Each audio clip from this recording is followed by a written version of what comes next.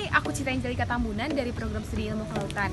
Nah, kali ini aku mau bahas tentang film Si Kuncula, atau yang biasa kita sebut sebagai cacing kacang. Nah, aku mau bahas secara taksonomi nih. Secara taksonomi, cacing kacang tidak termasuk ke dalam film Annelida kelas Poinsettia. Kenapa? Karena walaupun seringkali disebut sebagai cacing, penyebutan ini masih sering menjadi perdebatan di kalangan para ilmuwan. Nah, maka dari itu masuk ke dalam film Si Kuncula.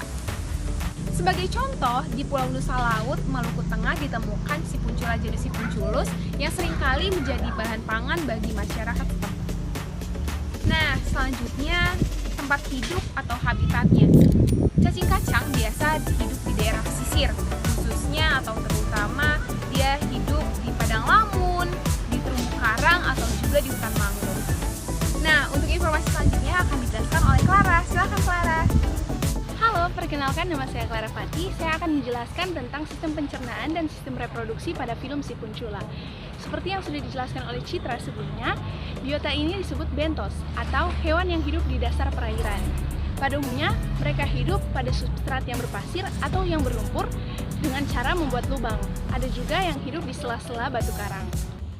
Hal yang menarik dari film ini adalah bagian anteriornya yang lebih ramping yang disebut sebagai introvert dapat ditarik ke dalam badan yang membuatnya terlihat seperti kacang, sehingga biota ini sering disebut sebagai kacang tanah atau peanut worm yang artinya cacing kacang. Sebagai biota yang hidup di sedimen air, si Kuncula merupakan deposit feeder atau pemakan partikel dan mikroorganisme yang mengendap di dasar substrat. Cara makan biota ini adalah dengan memanjangkan hidropornya yang di ujungnya terdapat mulut yang dikelilingi oleh rumbai-rumbai dan lobus atau tentakel yang dilengkapi dengan silia. Si Kuncula tidak selektif dalam hal makanan. Ada beberapa spesies yang menelan substrat saat membuat biang dan mencerna mikroorganisme yang terkandung di dalamnya.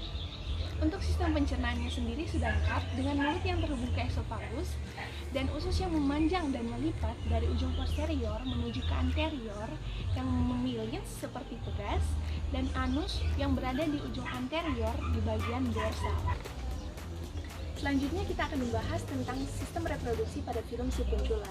Si Kuncula melakukan pembuahan di luar tubuhnya dengan cara mengeluarkan sel telur dan sel sperma melalui metaniphilia yang kemudian menetas menjadi cacing dewasa.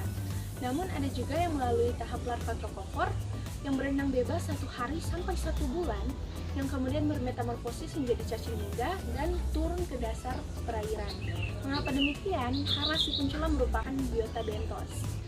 Namun ada juga yang berkembang biak dengan cara seksual atau tidak kawin dengan membuat sekat dan membelah diri pada bagian posteriornya. Si Kuncula masih memiliki banyak keunikan lainnya, seperti memiliki dinding tubuh yang tipis atau transparan yang membuat kita bisa melihat organ tubuhnya dari luar secara langsung. Biota ini juga tidak memiliki organ pernafasan, namun menerima oksigen secara difusi.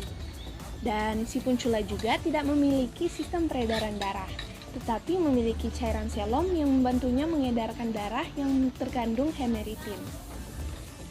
Demikian penjelasan kami tentang film Si Kuncula. Semoga informasi ini bermanfaat dan jangan lupa di like, comment, and share ya guys. Bye bye.